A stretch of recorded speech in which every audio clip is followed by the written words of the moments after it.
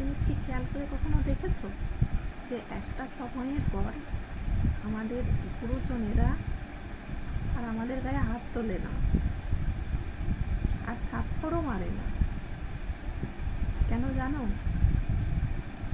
তারা জানে যে একটা সময়ের পর আমাদের জীবন আমাদেরকে আসল থাপ্পড়টা মারবে। সেই জন্য আমাদের গুরুজনেরা একটা সময়ের পর থেকে আর আমাদের গায়ে হাত তোলে না, আমাদেরকে থাপ্পড়ও মারে না।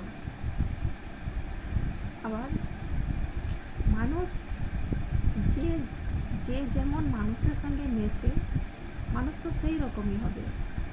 ধরো তুমি কোনো একদিন সারাদিন মাছ বাজারে কাটিয়েছো, তো তোমার গা থেকে কী গন্ধ বেরোবে? তোমার গা থেকে মাছের গন্ধ বেরোবে।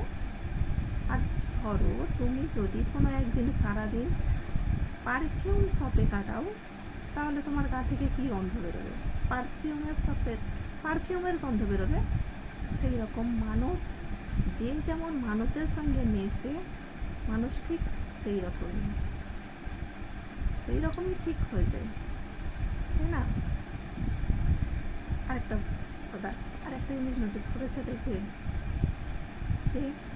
যে কোনো সম্পর্ক হোক না কেন, সে যে কোনো সম্পর্ক হোক, যদি তুমি চুপ করে মুখ বন্ধ করে শোনো তাহলে তুমি ভালো, আর যদি তুমি 2-4টে কথা শুনিয়ে দাও দেখবে তাহলেই তুমি খারাপ।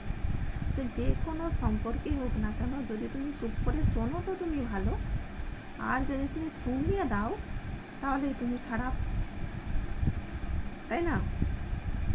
এই হচ্ছে আমাদের বাস্তবতার নিয়ম।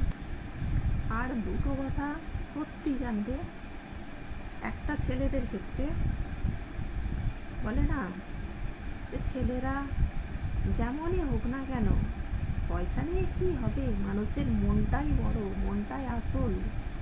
আসলে না, আসলে পয়সাটাই আসল। ছেলেদের পয়সাটাই আসল, পয়সা না থাকলে কিচ্ছু না।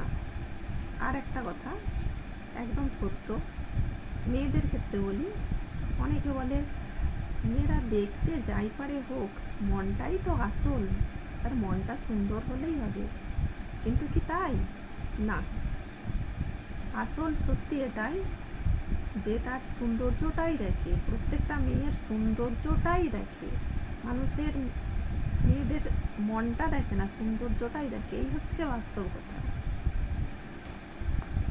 আসলে কি বলতো, মানুষ সত্যিটাকে বিশ্বাস করতে সবসময় চায় না, সত্যিটাকে মানুষ সবসময় এড়িয়ে যেতে চায়।